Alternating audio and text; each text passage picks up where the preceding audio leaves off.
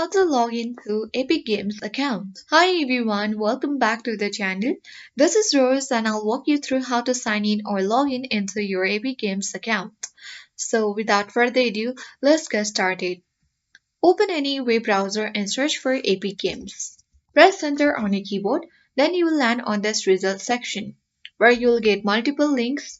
Simply you need to click on the first link of Epic Games, which is the official link. When you click on it, you will get access to the official website of Epic Games within a certain time.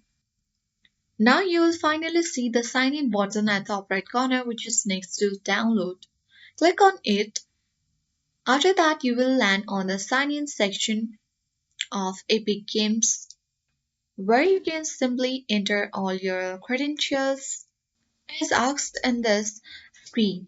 You can easily sign in using your email address password. In case you forget password, click on forget password link and then recover and enter the password and click sign in button. In case you have signed in or sign up earlier with Xbox and other accounts like PlayStation, Nintendo, and many more, you can easily choose any one of those and then log into your Epic Games account. So let's enter the credentials and get access to the home screen of Epic Games.